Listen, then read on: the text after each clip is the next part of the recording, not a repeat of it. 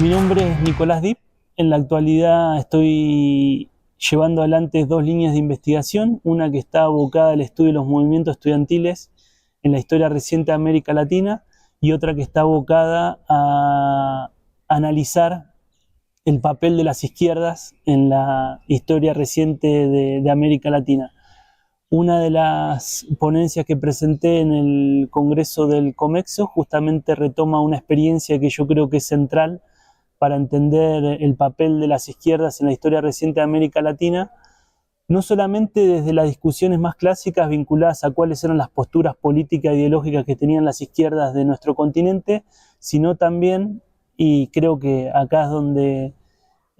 yo creo que hay que hacer más foco y generar más debates, en pensar cuáles eran los proyectos culturales y educativos de las izquierdas en la historia reciente de América Latina. Y justamente me parece que una experiencia que está vinculada a la sociología en México y a la historia de la UNAM es la experiencia de alguien que nos dejó hace muy poco, que es una persona reconocida a nivel latinoamericano y mundial, que es Pablo González Casanova. A mí me interesa de Pablo González Casanova una experiencia muy cortita que él participó, pero fue una experiencia que dejó grandes legados a la UNAM y también creo al debate sobre las izquierdas en América Latina y sobre todo al papel que tenían las izquierdas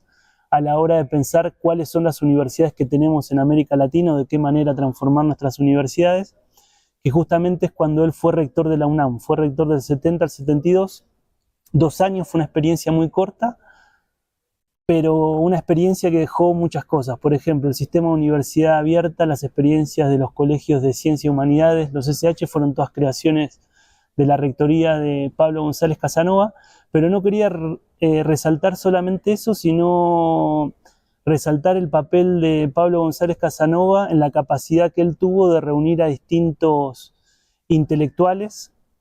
y políticos de América Latina para discutir temas que hacen a la sociología y a las realidades de nuestros países, pero también para discutir cuáles son las universidades que queremos.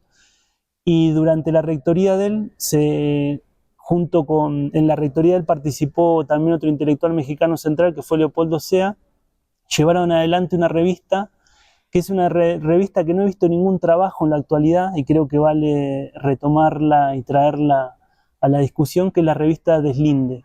Cuadernos de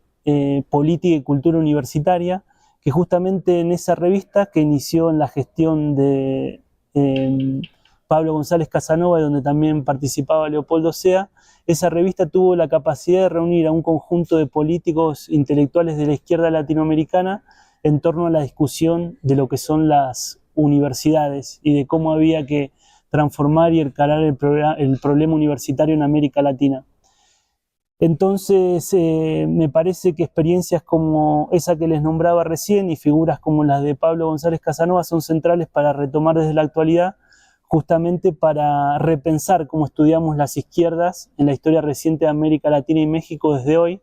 Y me parece que tenemos que dejar,